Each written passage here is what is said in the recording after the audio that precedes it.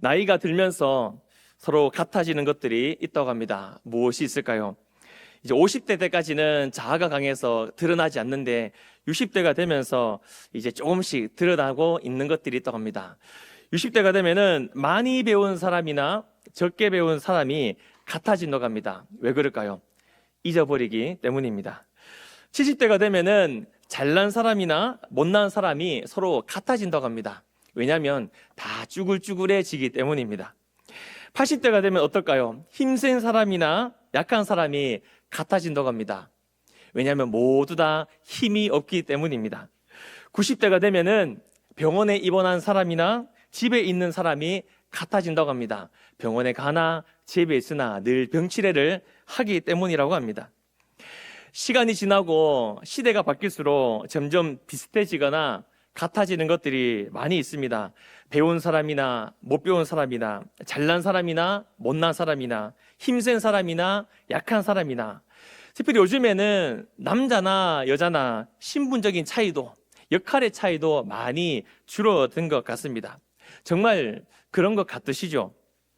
그런 안타까운 사실 중 하나는 믿는 자나 믿지 않는 자가 별반 다를 바 없는 것이 오늘날의 모습이고 때론 저와 여러분의 모습이기도 하다는 것입니다.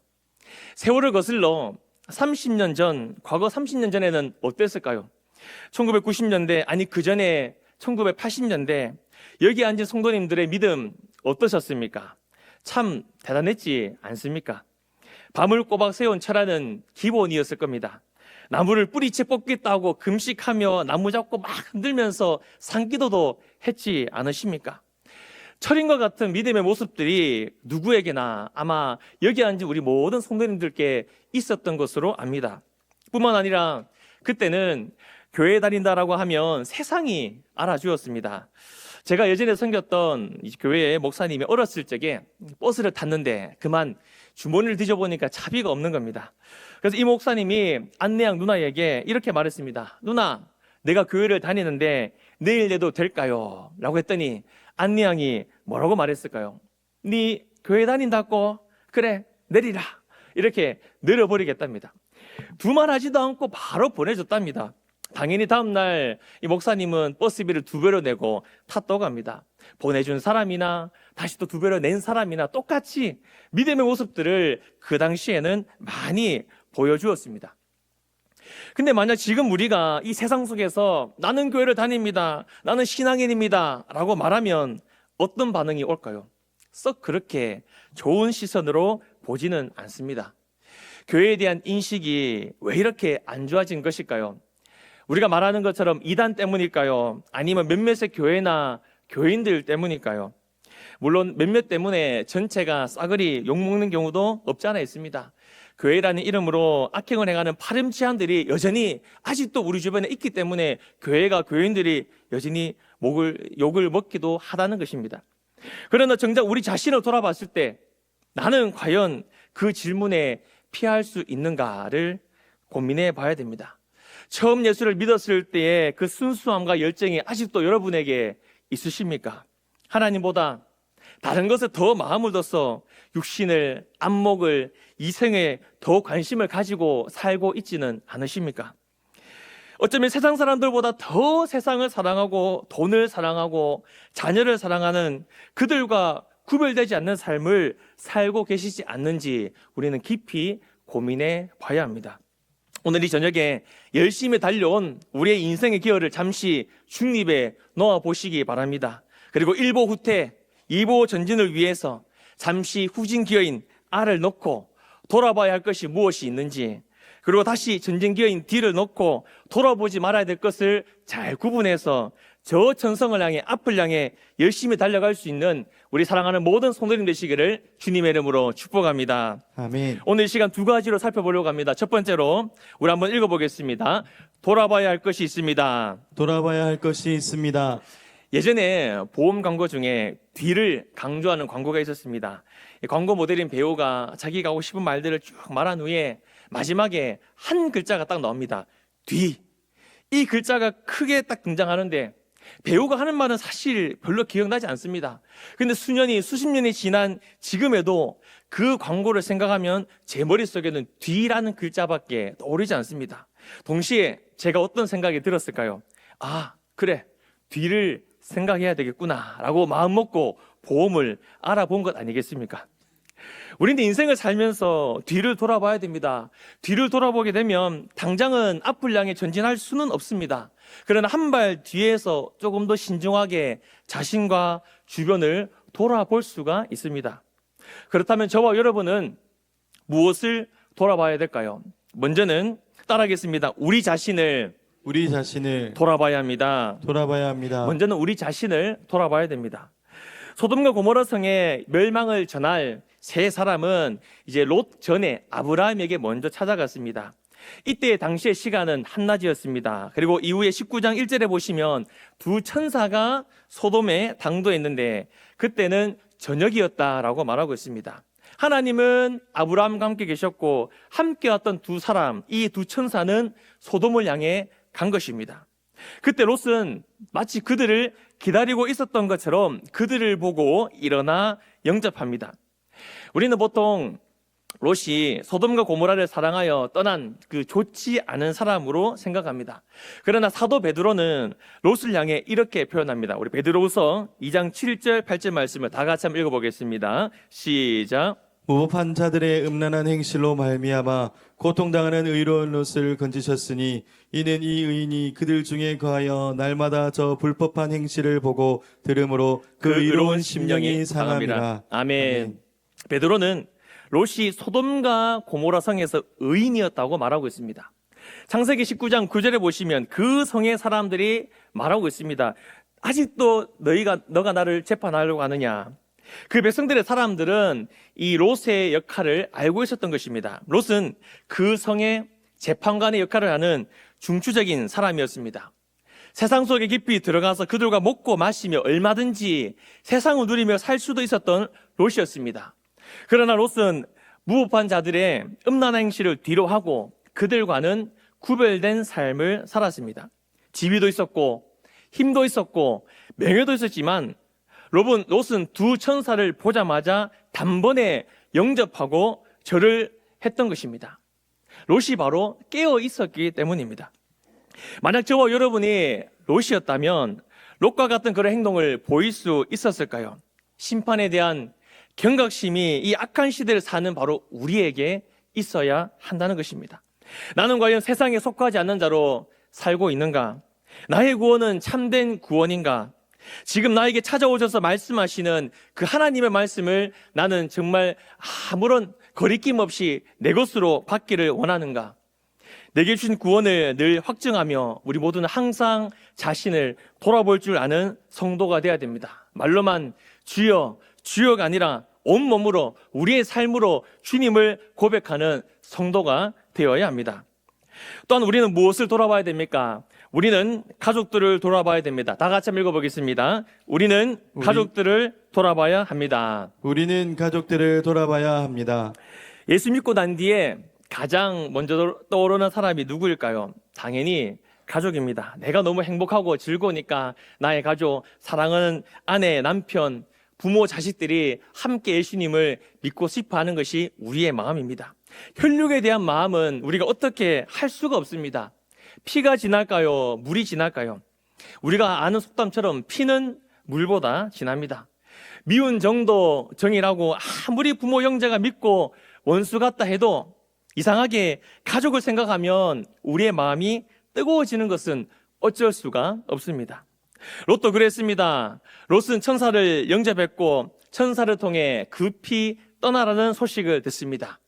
그때 롯이 먼저 한 일이 무엇일까요?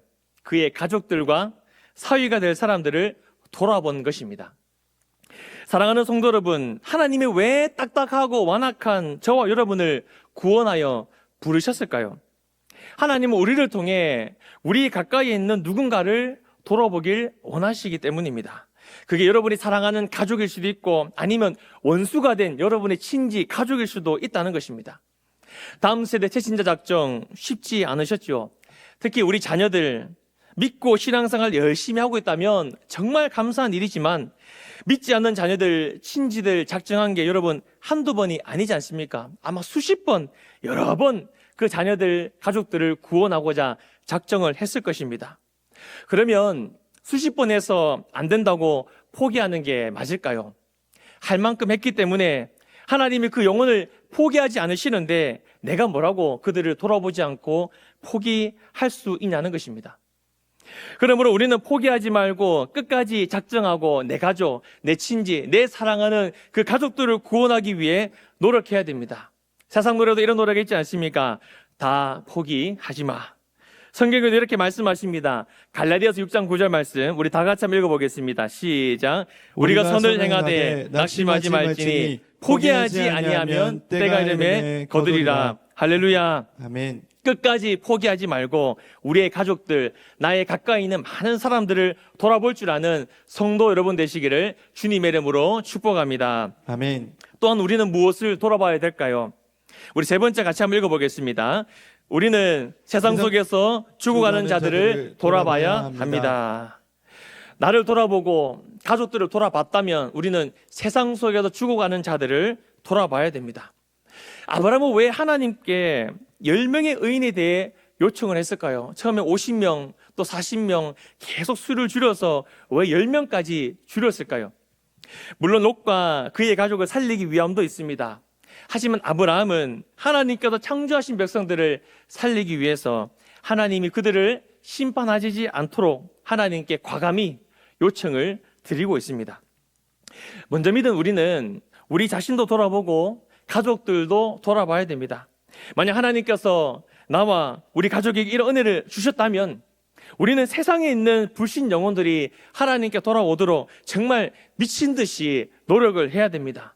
무너져가는 다음 세대를 보면서 그저 흘러가는 강물 쳐다보듯이 뭐 알아서 되겠지 이것이 아니라 하나님께 부르짖으며 나아가야 됩니다. 내가 사는 지역의 이 초등학교, 중학교, 고등학교를 나에게 주시옵소서. 우리 윗집, 옆집, 앞집, 뒷집의 사람들, 매일 스치며 지나는 직장의 동료들, 혹은 철천지, 원수 같은 그 상사까지도 하나님 살려 주시옵소서. 그들을 돌아보고 하나님께 맡기는 것이 바로 내게 생명 주신 이유, 내가 존재하는 이유라는 사실입니다.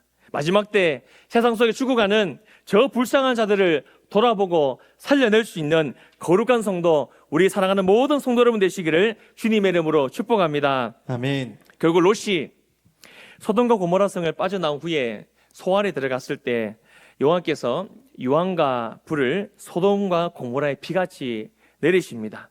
그 성과 온 들과 성에 거주하는 모든 백성과 땅에 난 것이 다 멸하여졌습니다. 노아의 홍수 때 하나님이 물로 심판하신 것처럼 소돔과 고모라 성은 하나님의 맹렬한 진노 가운데 한순간에 불로서 심판을 받았습니다. 그러나 멸망당해야 할 소돔과 고모라 성, 그 안에 살던 롯의 가족들은 어떻게 되었을까요? 구원받았습니다. 그들이 구원받게 된 이유를 성경은 이렇게 기록합니다. 우리 29절을 다 같이 한번 읽어보겠습니다. 시작. 하나님이 그 지역의 성을 멸하실 때 곧 롯이 거주하는 성을 엎으실 때에 하나님이 아브라함을 생각하사 그를 엎으시는 중에서 내보내셨더라. 아멘. 절체절명의 마지막 때 롯 가족이 살아난 이유는 하나님이 아브라함을 생각하셨기 때문입니다. 아브라함은 누구를 돌아봤을까요? 아브라함은 롯을 생각했습니다. 롯은 누구를 돌아보았을까요? 그의 가족과 사위와 그에게 속한 모든 사람들을 생각했습니다. 나 혼자 살기도 바쁜 이 각박한 시대 속에서 돌아봐야 할 것들을 돌아보니 비로소 거기에 생명이 꽃 피우게 되는 것입니다. 사랑하는 성도 여러분, 여러분 앞에 심판이 찾아온다면 여러분은 누가 가장 먼저 생각나십니까? 나를 돌아보고 또한 우리 가족을 돌아보고 저 죽어가는 자들을 돌아볼 줄 아는 성도가 되어야 됩니다. 돌아볼 줄 아는 성도, 돌아볼 것이 있는 성도가 되어서 저와 여러분의 삶에 생명 얻음과 구원의 기쁨이 늘 넘쳐 흐르게 되시기를 우리 주 예수님의 이름으로 축복합니다. 아멘. 아멘. 우리 두 번째 한번 읽어보겠습니다. 시작. 돌아보지 말아야 할 것이 있습니다. 돌아볼 것을 잘 돌아봤다면 우리는 돌아보지 말아야 할 것도 생각해 봐야 됩니다. 롯은 그의 아내와 두 딸과 함께 이제 소돔성을 빠져나왔습니다. 그리고 소알성에 들어갈 때 소돔과 고모라 성은 하나님에 의해 멸망당했습니다. 그때 하나님은 천사들을 통해 롯의 가족들에게 하신 명령이 있습니다. 창세기 19장 17절 말씀 우리 다 같이 한번 읽어보겠습니다. 시작. 그 사람들이 그들을 밖으로 이끌어낸 후에 이르되 도망하여 생명을 보존하라. 돌아보거나 들에 머물지 말고 산으로 도망하여 멸망함을 면하라. 아멘. 천사들이 롯의 가족들에게 하신 명령이 무엇입니까? 첫 번째는 도망하라. 두 번째는 생명을 보존하라. 세 번째는 돌아보거나 머물지 말라. 네 번째는 도망하라. 첫 번째와 네 번째 앞과 뒤에 두 번이나 도망하라는 그 명령 가운데 그 핵심으로 있는 것이 무엇입니까? 생명을 보존하기 위해서는 돌아보거나 머물지 말아야 된다. 조금 살을 덧붙이면 우리는 이렇게 이해할 수도 있습니다. 만약 너희 중 누구라도 돌아보고 그 자리에 머물게 된다면 불순종의 결과로 멸망당할 것이다. 천사들은 분명하고 정확하게 명령했습니다. 그러나 롯의 아내의 생각은 달랐던 것 같습니다. 하나님은 긍휼과 자비로 그의 백성들을 돌아보셨지만 롯의 아내는 그 명령에 순종하지 않고 돌아보지 말아야 할 것들을 돌아봤습니다. 그 결과 롯의 아내는 멸망의 길로 가버렸습니다. 구원의 크신 은혜를 누리고 있음에도 여전히 세상을 사랑하고 세상에 미련을 두고 세상을 돌아봄으로써 그는 하나님의 말씀에 불순종을 이루게 된 것입니다. 롯의 아내는 누가복음에도 등장합니다. 누가복음 17장 29절 말씀 제가 읽어드리겠습니다. 롯이 소돔에서 나가던 날에 하늘로부터 불과 유황이 비오듯 하여 그들을 멸망시켰느니라. 인자가 나타난 날에도 이러하리라. 그날에 만일 사람이 지붕 위에 있고 그의 세간이 그 집안에 있으면 그것을 가지러 내려가지 말 것이요 밭에 있는 자도 그와 같이 뒤로 돌이키지 말 것이니라. 롯의 절을 기억하라. 31절 32절 한번 다시 띄워주시겠습니까? 그날에 만일 사람이 지붕 위에 있고 그의 세간이 그 집안에 있으면 그것을 가지러 내려가지 마라. 밭에 있는 자도 뒤로 돌이키지 마라 라고 성경은 말씀합니다. 소돔성에서 만났던 여러 친구들이 생각이 났을까요? 아니면 거기에서 즐기던 것들, 향락과 쾌락에 빠져 살던 세상의 삶이 그리웠을까요? 높은 신분의 롯의 부인으로서 그 명예와 권력을 버리지 못했을까요? 예수님은 인자가 나타나는 날에 집안의 세간 때문에 내려가게 되고 혹은 밭에 있는 자가 뒤로 돌이키게 되면 롯의 처와 같이 된다라는 것을 기억하라고 예수님은 분명히 말씀하셨습니다. 롯의 처는 어떻게 되었습니까? 뒤를 돌아본 롯의 아내는 바로 그 즉시로 소금 기둥이 되었습니다. 사실 심판당하는 소돔과 고모라를 본 것만으로는 멸망을 당하지는 않습니다. 왜냐하면 이후에 보시면 아브라함도 아침에 그 성을 봤기 때문입니다. 롯의 아내가 멸망당한 이유는 여전히 그의 마음속에 세상을 그리워했고 세상을 사랑했기 때문입니다. 하나님은 하나님의 말씀에 순종하느냐 불순종하느냐로 그의 백성들을 정확히 구별해 내신 것입니다. 함께 구원의 은혜를 누리고 있지만 그 자리에 정말 하나님을 사랑하느냐 아니면 여전히 세상을 돌아보며 살고 있느냐, 하나님은 말씀에 순종함으로 우리를 구별하신다는 것입니다. 과거를 돌아보며 세상을 그리워한 예가 성경에 또 등장합니다. 출애굽한 이스라엘 민족의 모습인데 민수기 11장 4절 말씀 우리 다 같이 한번 읽어보겠습니다. 4절입니다. 시작. 그들 중에 섞여 사는 다른 인종들이 탐욕을 탐욕을 품음에 품음에 이스라엘 자손도 다시 울며 이르되 누가 우리에게 고기를 주어 먹게 하랴. 우리가 애굽에 있을 때에는 값없이 생선과 오이와 참외와 부추와 파와 마늘들을 먹은 것이 생각나거늘. 아멘. 아멘. 하나님의 부신 은혜를 직접 경험하고 있는데도 이스라엘 백성들을 하나님은 원망했습니다. 목마를 때 하나님은 물을 주셨습니다. 배고플 때 하늘에서 만나를 주셨습니다. 심지어 그들이 고기를 먹고 싶어 하나님께 원망할 때 하나님은 무엇을 주셨습니까? 매출하기를 주셨습니다. 자기들이 한 게 없잖아요. 자기들이 노력해서 뭔가를 얻은 것이 아니라 그냥 입 벌려 받아먹은 것밖에 더 있습니까? 하나님을 주시는 새로운 은혜의 새 창조 역사가 눈앞에 있는데도 여전히 과거를, 죄를, 악함을 벗어나지 못하니까 그 결과는 멸망밖에 없다는 것입니다. 잠언 말씀에 있습니다. 개가 토한 것을 도로 먹는 것처럼 미련한 것을 거듭 행하는 것이 바로 죄악된 우리의 모습이라고 성경은 우리에게 기록합니다. 이번 주 읽게 되는 철로역정에 보시면 무신론자가 이렇게 말을 합니다. 우리 한번 보겠습니다. 제가 읽어드리겠습니다. 20년 동안이나 나는 천성을 찾아 헤맸는데 아무것도 발견하지 못했다. 헛된 희망을 쫓느라 버려야 했던 것들을 다시 즐길 것이고, 앞을 보지 못하고 둯대를 향하지 못하고 돌아보지 말아야 할 것들을 생각하고 돌아보는 순간 멸망이 찾아오고 생명은 거기에서 떠나가 버리게 되는 것입니다. 어느 목사님의 실제 간증 이야기입니다. 어느 목사님이 여전도의 식구들과 가을 단풍놀이차 외지로 떠나게 되었습니다. 노래도 부르고 담소도 나누면서 바리바리 싸운 음식들을 나눠 먹으며 시끌벅적한 분위기로 차를 타고 가고 있었습니다. 그러던 중에 어느 권사님이 목사님 입이 심심하실까봐 사탕을 하나 까서 드렸습니다. 운전을 하던 목사님은 감사한 마음에 받고 잠시 뒤를 돌아보며 인사를 했습니다. 그 순간 앞에 정지해 있는 차를 보지 못하고 그대로 박아서 사고가 나버렸습니다. 다행히 사람은 크게 다치지 않았지만 모든 사고 처리 이후에 이 목사님은 이렇게 생각을 하셨다고 합니다. 운전할 때는 앞만 보며 집중해야 되는 것처럼 신앙생활 할 때도 뒤를 돌아보지 말고 좌우도 보지 말고 앞만 보며 열심히 가야 되는구나, 이렇게 생각을 했다고 합니다. 이거는 저의 이야기가 절대로 아닙니다. 어느 목사님이 들었던 간증 이야기입니다. 우리도 운전하다 보면 앞만 보지 않다가 사고가 날 뻔한 경우가 한두 번이 아닐 겁니다. 괜히 저 옆에 사고 난 거 구경하다가 내가 사고 날 뻔하기도 하고, 뒤에 애들 잘 타고 있나, 뒤에 뭐 좀 찾겠다고 돌아보는 순간 위험한 순간을 만나기도 하는 것입니다. 마지막 때 우리가 돌아보지 말아야 할 것들이 무엇이 있는가 정말 곰곰이 생각해 보시기 바랍니다. 세상적인 것들과 욕심이 아직도 저와 여러분의 마음을 끌어당기고 있지는 않으십니까? 아니면 과거 우리 교회는 이러려 했고 나는 이렇게 저렇게 섬겼는데 하는 옛날 경험들, 추억들이 여전히 나를 묶고 있지는 않으십니까? 에이, 수십 년 가족 구원을 위해서 해봤는데 안 되더라, 이런 실패의식이 나를 앞으로 나아가지 못하게 하고 있지는 않으십니까? 이제는 과거에서 벗어나야 됩니다. 이제는 세상을 뒤돌아봐서는 안 됩니다. 미련을 다 떨쳐내버리고 앞만 보고 달려가야 됩니다.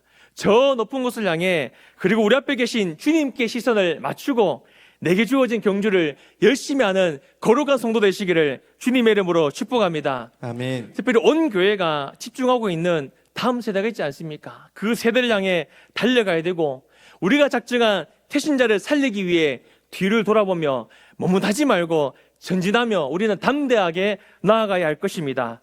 하나님께서 맡기신 귀한 사명을 우리의 가슴에 분명히 새기고 뒤를 돌아보지 말고 앞을 향해 힘써 전진할 수 있는 사랑하는 모든 성도 여러분 되시기를 주님의 이름으로 축복합니다. 아멘. 말씀을 뵙겠습니다. 우리 사진 하나 띄워주시겠습니까? 루이스 해밀턴이라는 사람이 있습니다. 이 사람은 세계적인 스포츠인 포뮬러 레이싱에서 현역이지만 정말 정설로 통하는 선수입니다. 시즌 챔피언을 총 7번 했고 레이스 우승만 104회 할 정도로 어마어마한 경력을 가진 선수입니다. 운전이라면은 거의 운전의 대가로 갈 만큼 엄청나게 경주도 운전도 잘하는 사람입니다. 그런데 이 선수가 열심히 경기 중에 BTN에서 후진해야 할 때 앞만 보고 계속 운전하면 어떻게 될까요? 아니면 열심히 경기 중에 막 300km씩 달리고 있는 그 중에 갑자기 전진해야 될 때 뒤를 보고 운전하면 어떻게 될까요? 아무리 운전을 잘하고 많은 우승 경험이 있는 사람이라 할지라도 사고를 피할 수 없고 생명을 잃을 수밖에 없습니다. 인생에 찾아오는 믿음의 길, 사명의 길, 생명과 죽음의 길, 여러분은 여러분의 인생의 운전대에서 바른 기어를 넣고 바른 곳을 보며 지금 운전하고 계십니까? 좌우를 보며 안전하게 가는 것도 중요하지만 우리는 가끔은 멈춰서서 돌아볼 것들을 돌아봐야 됩니다. 그리고 이제는 돌아보지 말 것들을 과감히 내려놓고 앞을 향해 힘차게 달려가야 됩니다. 지금이 바로 그 때입니다. 나를 돌아보고 배신자를 작정하여 돌아봤으니 하나님이 하실 일들을 기대하며 믿음의 거듭을 담대히 내딛어야 됩니다. 거기에 생명이 있습니다. 또한 거기에 기쁨이 있고 거기에 하나님의 은혜가 있습니다. 새 일을 행하실 주님과 함께 한 걸음씩 나아갈 수 있는 우리 사랑하는 모든 성도 여러분 되시기를 주님의 이름으로 축복합니다.